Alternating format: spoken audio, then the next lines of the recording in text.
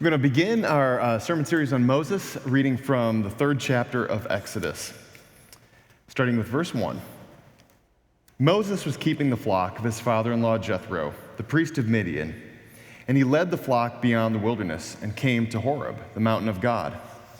There the angel of the Lord appeared to him in a flame of fire out of a bush. He looked, and the bush was blazing, yet it was not consumed.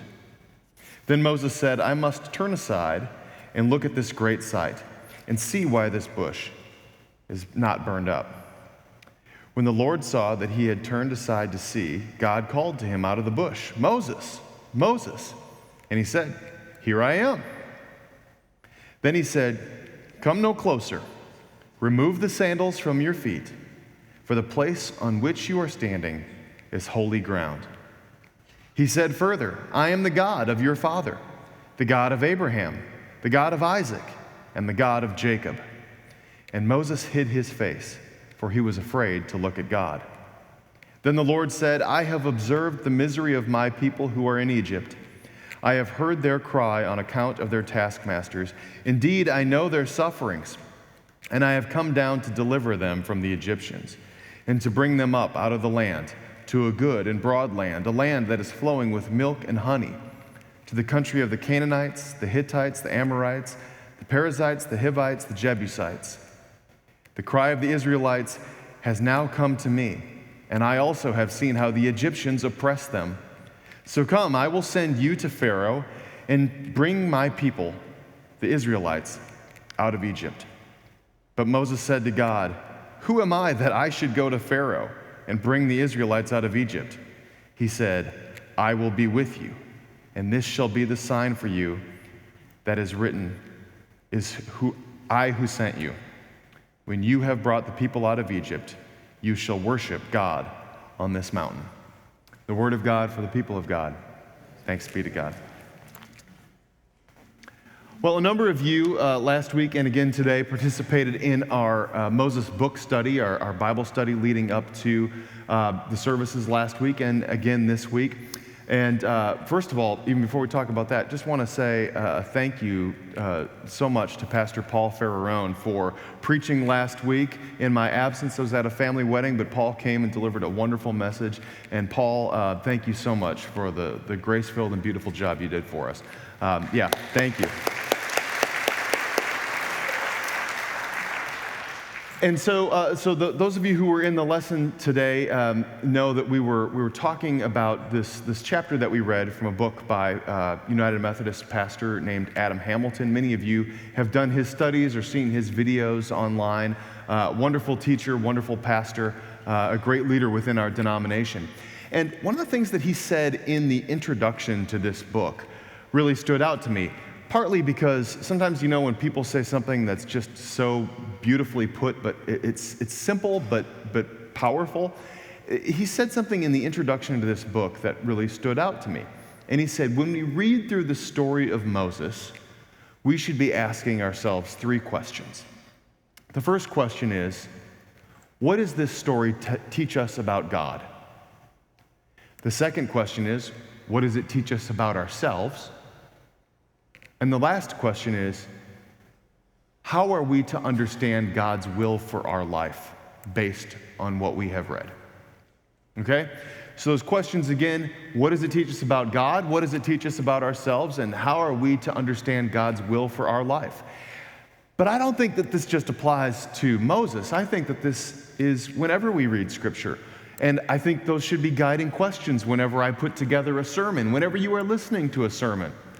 I think those questions should be on your heart. What is God saying to me through this text or through this message? What am I to learn about myself? And how am I to understand God's will for my life based on those things? So those questions I want to be in the background, and they're going to be the basis for sort of the outline for the sermon this morning. So first of all, let's talk about what does the story of Moses teach us about who God is? Well, just to get you caught up, Moses, you may remember, grew up as a baby and as a young man in Egypt during the time of the pharaohs. The reason that they got there is because the earlier stories in Genesis were the story of Jacob and his sons, and one of his younger sons, Joseph, ended up being sold by his brothers into slavery because they were so jealous of him.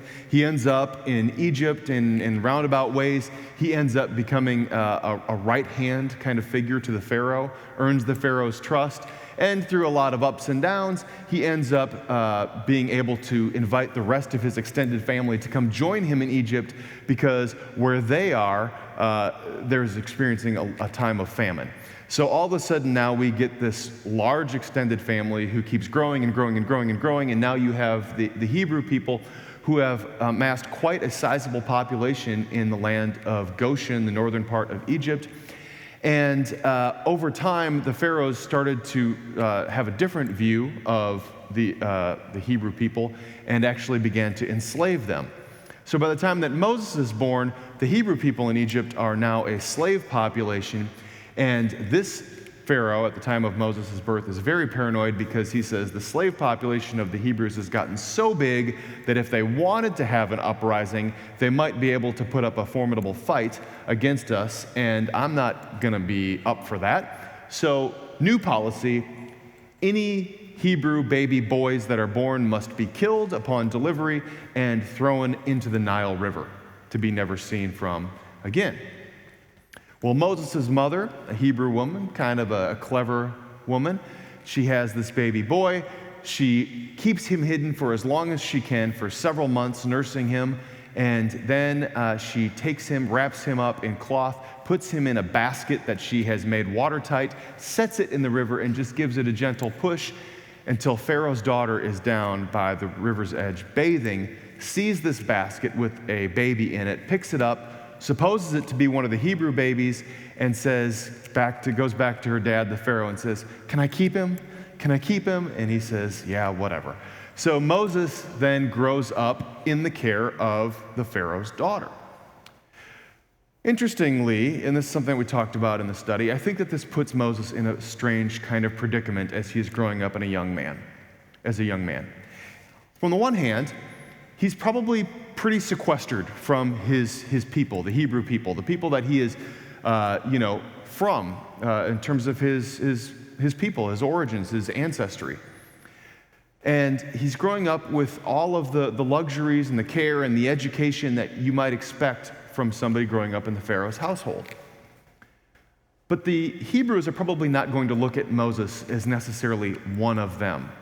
I'm thinking that in all likelihood, just human nature, I'm thinking that they probably look at him and there's a little bit more jealousy. I mean, after all, there's not a lot of guys his age, right? Because all of them have been killed because of the Pharaoh's order. So he is sort of, maybe people resent him for that. He's also getting all of these luxuries, education, lodging, food, and so forth. But at the same time, he's not really 100% Egyptian either. He's sort of that kid that Pharaoh sort of reluctantly said could be raised as, his daughter's adopted child. And so he's clearly not really at home probably in either camp. He's not really 100% one of the Hebrews. He's not really one of the Egyptians. And so this puts him in this sort of strange bind. He ends up being an underdog, an unlikely person for the person that he becomes. We love an underdog story, don't we? I've been following the NBA Finals this year. One of the teams that's participating is the Miami Heat. And while they have been to the finals several times over the past few decades, one of the interesting things about this team is that they had to play a play-in game just to make the playoffs. And then they have been just giant slayers throughout the whole playoffs. They knocked off the number 1 seeded team in the Eastern Regionals. They've been the David against so many of the Goliaths. And now they're in the finals, and they're playing again tomorrow night. And I think they'll probably lose. But the interesting thing is they have 3 players on their starting 5 who weren't drafted. One of those players went to a Division III college that is a much more difficult school to get into academically than to play basketball at. And here they are sort of against all odds. And even if you aren't a Miami fan, it's still hard not to at least want to pull for the underdog, the little guy, just a little bit in this scenario. We like these stories. In fact, the Bible is full of them if we think about it. Amanda was just talking to the kids about that, basically saying the same thing. I mean, think about all of these stories of these unlikely people who end up in these positions. I mean, early on, people like Noah, people like Joseph from Genesis, that is, people like Gideon, people like Mary, mother of Jesus. I mean, how unlikely is she for the role that she ends up playing? And so we have these people, even Paul. So we have these people throughout the Bible that follow this similar kind of mold, and the mold is very unspecific, other than probably not the person that you would pick for this job. So Moses grows up in this strange position. Not quite Hebrew, not quite Egyptian, at least regarded by those people as that way. And then one day, as he gets a little bit older, he is out among the people, among the slave Hebrews and among the Egyptians, and he sees this Egyptian start to strike and brutally beat one of the Hebrews. Now, I don't think that this is just a slight. I don't think that this is a stern reminder. I think that this is a brutal beating. And my guess is that this is probably, he is beating this man so severely that Moses is concerned about his well-being. And something wells up within inside Moses where he says, I need to act. And it's one of those things, he just does it. It's not I need to think about the pros and cons of this. What will this do to my life? How will it be different after this? What kind of trouble might I get in with the pharaohs? Blah, blah, blah. He just acts because he says this is the right thing to do. And so he intervenes, and in the process, he kills the Egyptian. Now, again, lots of things that we don't know about in terms of this story. I'd like to know more of the details of this and how this all took place. But based on what happens after this, it would almost seem to suggest that Moses probably intervened and felt like he maybe had no choice. Or maybe he struck a blow that was so severe to end the conflict that he ended up accidentally killing the Egyptian, but he kills him.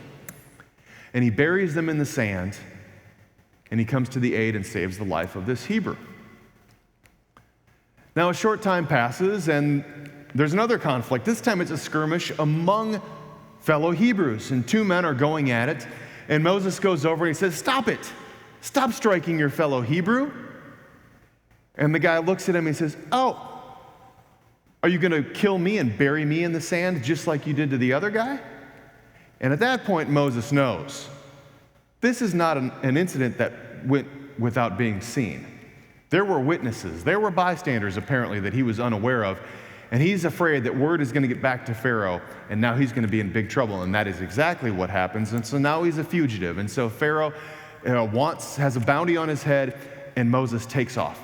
And he goes way across the other side of the Gulf of Suez, as we'd call it today, and he goes into the Sinai Peninsula, and he goes into the middle of nowhere, and he finally staggers upon this well where there are these young women who are gathering well in their buckets to take back home. And there are these shepherds who come by, and they see these women, and they start harassing them. And I don't think it's just some unwanted attention. I think it's going to ramp up and become much more than that. And so Moses sees this, and again, that instinct just lights up within him, and he goes in and he fights off these nasty shepherds, and he says, "Get out of here." And then the women say, "Well, come back to our home with us. Let us at least prepare a meal for you, and you can have some of this water that we've drawn." And at the behest of their father, and Moses ends up meeting this guy named Jethro, and he ends up marrying one of the women named Zipporah. And that's where we get now where Moses has been tending to his father-in-law's flocks, and years pass, and that's where this burning bush moment happens. So let's go back to the original question. What does this story teach us about who God is? Well, I think we see something about God in this story, about who God identifies as a person that, to use the language that we find later on with King David, who was a person who shared a heart like God's.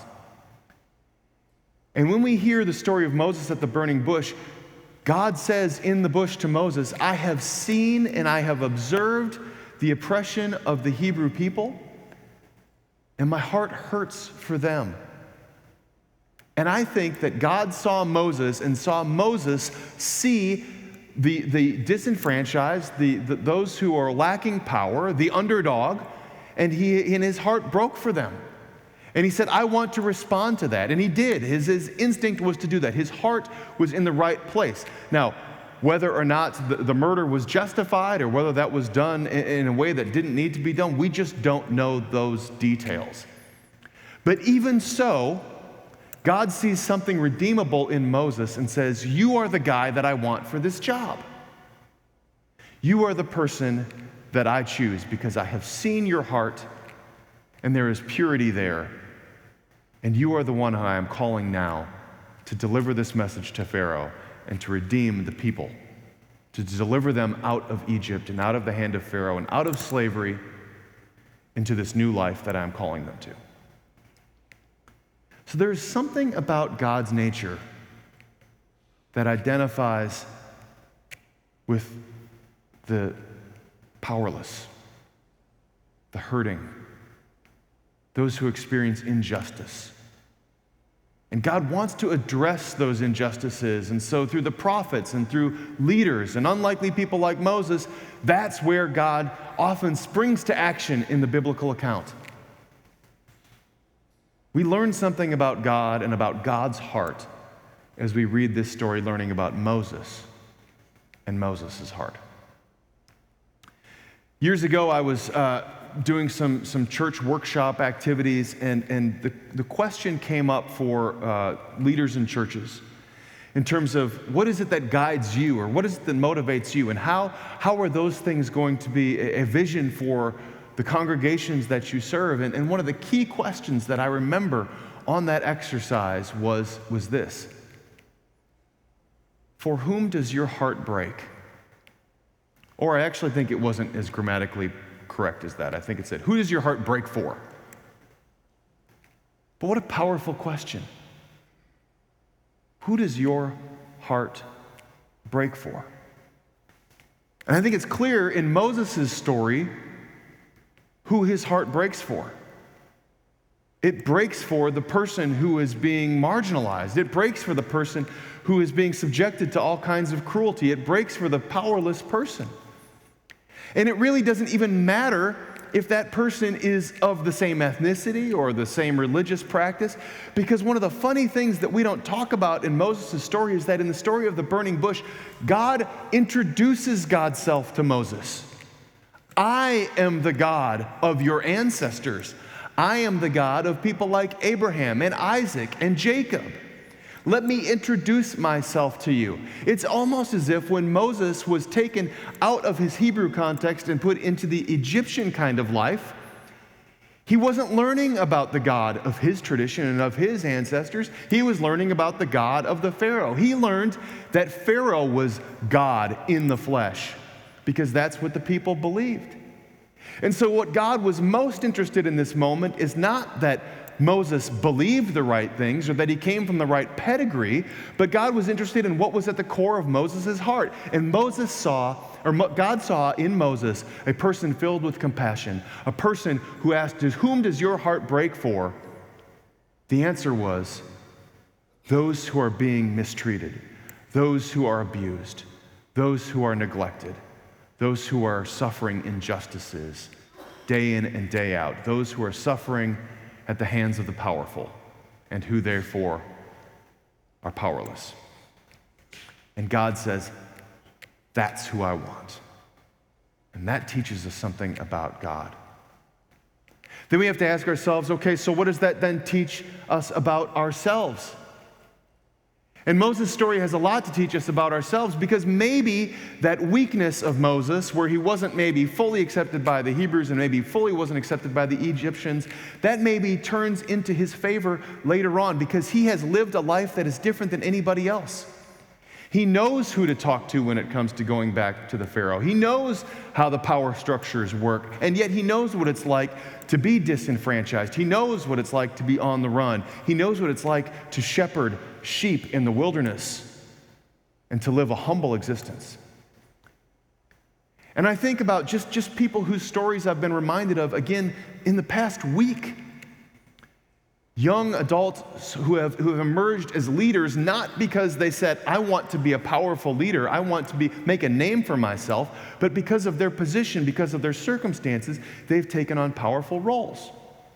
I heard a story on public radio this week. It was an interview with David Hogg, and you may remember him. He's this young man who is working to make sure that we can do something in our country about gun violence, because he was one of the students at Marjory Stoneman Douglas High School in Florida during one of those terrible school shootings. I heard again the story, I was reminded of the story of Malala and how she is working to educate girls around the world because of her experiences in Pakistan and the injustices that she suffered. I was reminded again with last Sunday. Some of you went to go hear Matthew Vines speak at First United Methodist downtown, talking about growing up as a gay man in a very conservative church environment where he was not welcomed. And so he has made it his life's work to study the scriptures and to set the record straight and trying to teach people about the inclusion of all God's people, regardless of their sexual orientation or gender identity. And so these people are sort of reluctant people who have emerged because of their set of circumstances, because of their backgrounds, and because of that now they feel compelled to share these messages. And the truth of the matter is, how does this teach us something about ourselves? Because each of us has those moments as well. Because if God can call somebody like Moses for the powerful role that he ended up playing, how is God inviting us into different kinds of ministries? And they're probably not going to be burning bushes and lightning strikes, but they're probably going to be whispers and nudges. They're probably going to be the encouragement from the right person at the right time. And how will we respond? Or to go back to the original question again, so then what does this teach us about God's will for our life? Layered with the other question that I asked, who does your heart break for? Well, what's the answer? Your heart has broken. I know it has. I know that there is compassion within each one of us where we have been in situations where your heart has broken, and we have sometimes acted and we have sometimes failed to act. So here's what I challenge you to do. I invite you to identify the answer to that question. For whom does your heart break? And then I want you to commit PDA. And the PDA is prayer. I want you to pray about that. The person, the event, the incident, the group that your heart breaks for. I want you to pray about that. The D is discern. Then I want you to discern. I want you to think about it. I want you to ask, where is God calling me? How is God asking me to respond? And go through that process of discernment. It's necessary. It's that 40 years in the wilderness time. And then the last one is A, act. Act on it. Do something. It doesn't need to be a grand gesture. It doesn't need to save the world with one motion. But a step in the right direction. Making a difference. I'll give you an example. I won't tell you who it was because I don't want to embarrass her. But there was somebody in this church who found out about a newly relocated refugee family that had moved into Birmingham, and they needed transportation to get their very large family from their crowded apartment to a class being taught at another United Methodist church where they were learning English, and they could pick up some food supplies. And she said, may I take the church's van and drive that family from their apartment to their class and back every Monday night? Of course. And she did it. And she's been doing that now for months. And now that family's just relocated. But it's a simple thing, right? But it was her heart broke in that situation. She prayed about it, she discerned, and then she acted on it, and she made a difference for one family for half a year. But it made a difference because she had the courage to respond. For whom does your heart break?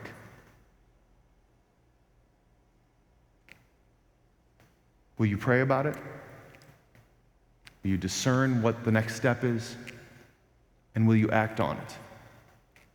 And when we do that, we follow in the steps of Moses, Jesus himself, and so many others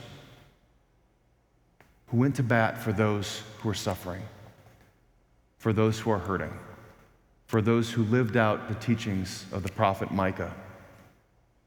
What does the Lord require of you? But to seek justice, to love kindness, and to walk humbly with your God. May it be so for each and every one of us. And when we do that, we begin to change the world together.